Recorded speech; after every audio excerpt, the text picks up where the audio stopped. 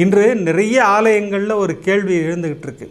நிறைய சகோதரிகள் என்கிட்ட பேசிக்கிட்டு இருக்கீங்க. சில சகோதரிகள் அழுது கொண்டே பேசுகிறீர்கள். ஆனால் நாங்களாம் பாபாவை கும்பிட்றதுக்கு லாய்க்கு இல்லாதவர்கள்னு சொல்கிறாங்கன்னா இது என்னென்ன வாதம் அப்படின்னாங்க. என்னன்னு கேட்டிங்கன்னா, மராட்டி ஆரத்தி பாடினா மட்டும்தான் பாபாவின் பக்தராம்.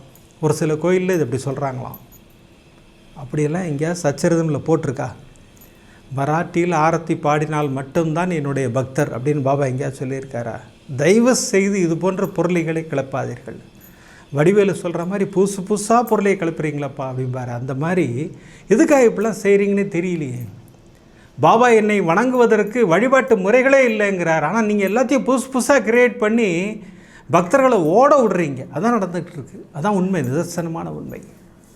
அதுபோன்று செய்து கொண்டிருக்கும் சகோதர சகோதரர்கள் அத்தனை பேருக்கும் சொல்கிறேன், அது பொருளாக எந்த ஒரு பொருளையும் கிளப்பாதீர்கள். அப்படியெல்லாம் பாபா எங்கேயுமே சொல்லலை.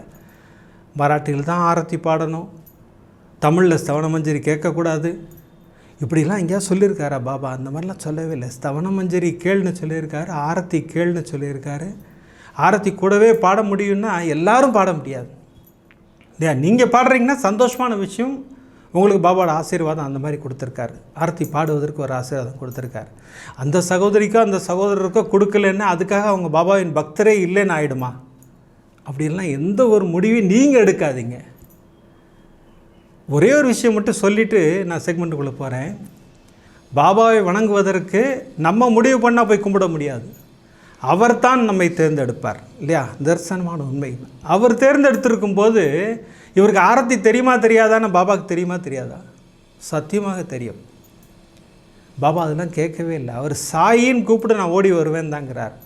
காக்கடை ஆரத்தி பாடினா தான் காலையில் வருவேன், மத்தியானம் ஆரத்தி பாடினா தான் மத்தியானம் வருவேன், தூப் ஆரத்தி பாடினா தான் சாயங்காலம் வருவேன், சேஜ் ஆரத்தி பாடினா தான் நைட்டு வருவேன், இப்படிலாம் எங்கேயாவது பாபா சொன்னாரா? அப்படிலாம் சொல்லவே இல்லை. புதிதாக எதையும் உருவாக்காதீர்கள். எல்லோரும் பக்தர்கள் தான். பாபாவை பொறுத்த வரைக்கும் எல்லாருடைய குழந்தைகள் இல்லையா? தயவுசெய்து இது போன்ற பொருளைகளை கிளப்பாதீர்கள்.